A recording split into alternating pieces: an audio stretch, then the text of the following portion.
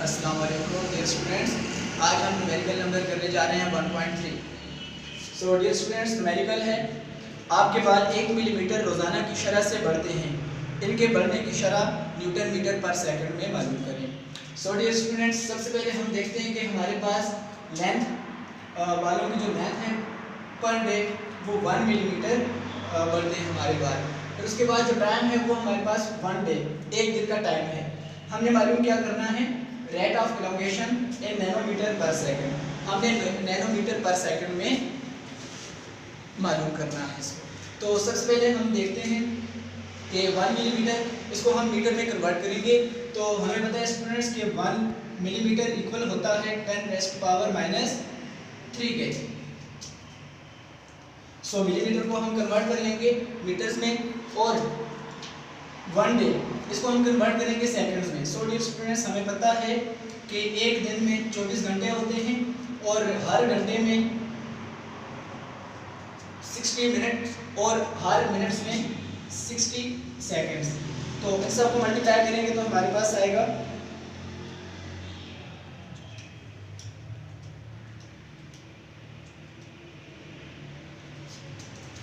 86,400 seconds. तो ये हमारे पास सेकंड्स में कन्वर्ट हो गया। अब हमारे पास है rate of elongation in nanometer per second. तो डियर स्टूडेंट्स, हमारे पास फॉर्मूला है इसका,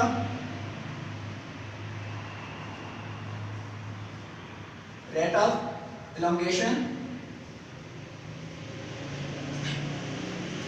equal length and divided by time.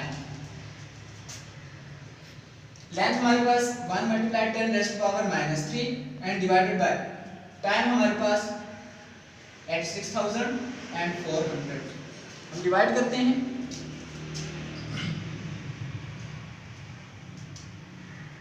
One divided by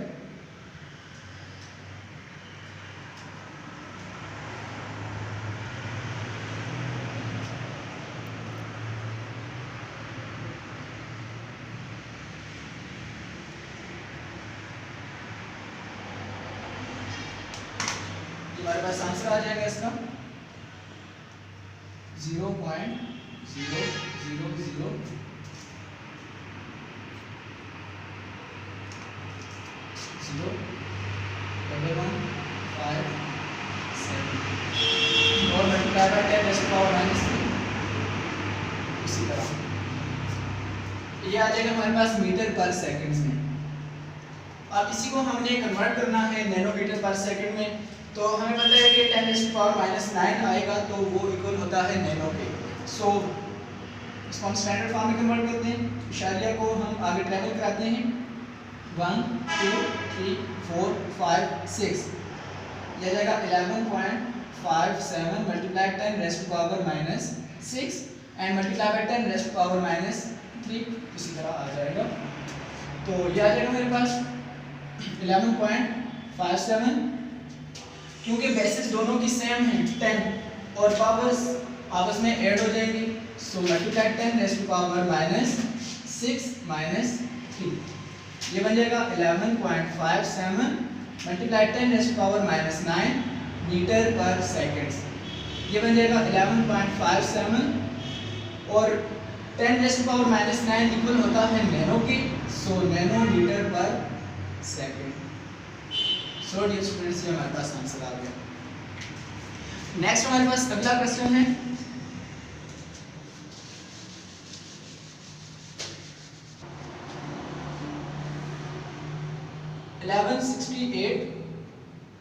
multiply 10⁻⁻27।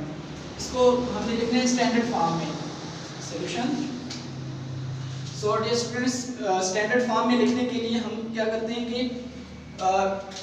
Point से पहले हमारे पास सिर्फ एक नॉन जीरो डिजिट होना चाहिए। सो हम लिखेंगे इसको यूँ, पहले 1168 मल्टीप्लाई 10⁻⁻27। तो पिछले लेक्चर में मैंने कहा था कि अगर किसी भी मिकदार के अंदर इशारिया मौजूद ना हो तो हम कंसिडर कर लेते हैं कि एंड पे हमारे पास पॉइंट मौजूद है। सो इसको हम आगे ट्रेवल कराते हैं 1 2 3।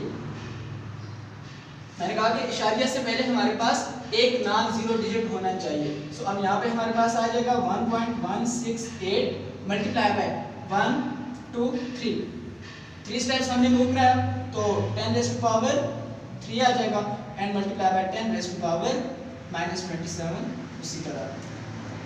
अब बेसिस दोनों की सेम है तो पावर्स इनकी ऐड हो जाएंगी 1.168 multiply 10 raise to power 3 -27 1.168 multiply by 10 raise to power 27 में से 3 माइनस करें तो -24। ये हमारे पास स्टैंडर्ड फॉर्म में आ जाएगा। इसी का बी पार्ट है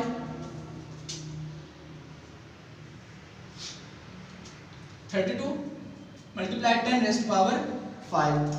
इसको कन्वर्ट करना है हमने स्टैंडर्ड फॉर्म में। सो सॉल्यूशन इसका 32 मल्टीप्लाई 10 रेज़ टू पावर 5। यहाँ पे कंसीडर कर लेते हैं कि यहाँ पे पॉइंट मौजूद है। पॉइंट को वन स्टेप हम मूव कराते हैं, यह आ जाएगा हमारे पास 3.2 multiply by 10 raise to power 1। एक पॉइंट हमने मूव कराया और multiply by 10 raise to power 5। उसी तरह 3.2 multiply by 10 raise to power 1 plus 5 यह आ जाएगा 3.2 multiply by 10 raise to power 6। ये स्टैंडर्ड फॉर्म में आ जाएगा। इसी का है C part 725 multiply 10 raise to power -5 kg। Solution इसको हम यूं भी लिख सकते हैं 725 multiply 10 raise to power -5 and multiply kg kilo हमारे पास बराबर होता है 10 रेज़ टू पावर 3 के एंड ग्राम्स उसी तरह। यहाँ पे हम इशारिया जो है वो कंसिडर कर लेते हैं, इसको आगे मूव कराते हैं 1 2 स्टेप्स हमने मूव कराया 7.25 multiply by 10 raise to power -5 10 raise to power 3 और इशारिया को हमने 2 दर्जे मूव कराया तो 10 रेज़ टू पावर 2 ग्राम्स। ये बन जाएगा हमारे पास 7.25 multiply by 10 raise to power, basis सम की सेम है तो पावर्स इनकी ऐड हो जाएंगी -5 प्लस 3 एंड प्लस 2। ये बन जाएगा 7.25 10 रेज़ टू पावर -5 और 3 और 2 5 में से 5 माइनस करेंगे तो 0। आंसर आ जाएगा हमारे पास 7.25 ग्राम। ये हमारे पास आ जाएगा। इसका नेक्स्ट पार्ट है मल्टीप्लाई 10 रेज़ टू पावर -8। इसको कन्वर्ट करना है स्टैंडर्ड फॉर्म में। सॉल्यूशन अब यहाँ पे इशारिया हमारे पास मौजूद है, इस इशारिया को हमने आगे मूव कराना है। तो मैंने कहा था कि हमारे पास इशारिया से पहले एक नॉन जीरो डिजिट होना ज़रूरी है। अब यहाँ पे इशारिया से पहले हमारे पास 0 मौजूद है। अगर इसको हम आगे इस साइड पे ट्रेवल कराते हैं 0.02 मल्टीप्लाई 10 रेज़ टू पावर -8। जब हम इशारिया लेफ्ट से राइट साइड की तरफ मूव कराएंगे तो हमारे पास जो पावर आएगी वो नेगेटिव आएगी। सो इस इशारिया को आगे मूव कराते हैं 1 2 स्टेप्स मूव कराया 2.0 multiply 10 raise to power 2 step move कराया -2 आ जाएगा एंड -8 इसी तरह 2 multiply 10 raise to power -2 -8 bases same है तो पावर ऐड हो जाएंगी। आंसर आ जाएगा हमारे पास 2 multiply by 10 raise to power -10। ये स्टैंडर्ड फॉर्म आ जाएगी इसकी। तो ये था हमारा आज का लेक्चर। इंशाल्लाह अगले लेक्चर के साथ फिर हाजिर होंगे, तब तक के लिए अल्लाह हाफिज़। नेक्स्ट क्वेश्चन है 1.5 दर्जे मिकदारों को स्टैंडर्ड फॉर्म में लिखिए। सेम इससे पिछले जो क्वेश्चन किया हमने उसी तरह का क्वेश्चन है। इसमें से मैं एक पार्ट कराऊंगा, बाकी जो पार्ट्स हैं सेम उसी तरह हैं स्टूडेंट्स, तो वो आप लोगों ने खुद कर लेने हैं। सो देखिए इसका पार्ट ए 6400 किलोमीटर, इसको हमने स्टैंडर्ड फॉर्म में कन्वर्ट करना है। सो डियर स्टूडेंट्स देखें 6400 किलोमीटर, किलो इक्वल होता है 10 raise to power 3 and meters. यहाँ पे हम कंसीडर कर लेते हैं पॉइंट, इसको आगे ट्रेवल करें 1 2 3 इशारिया से पहले एक ही नॉन जीरो डिजिट होना चाहिए, वो हमारे पास आ गया 6.4 मल्टीप्लाई 10 रेज़ टू पावर 3 ये वाला, और ये 3 पॉइंट्स हमने आगे मूव कराया। So 10 raise to power 3 6.4 multiply 10 raised power bases 7 तो पावर 8 हो जाएगी 3 plus 3 6.4 multiply 10 raised power 6 metres.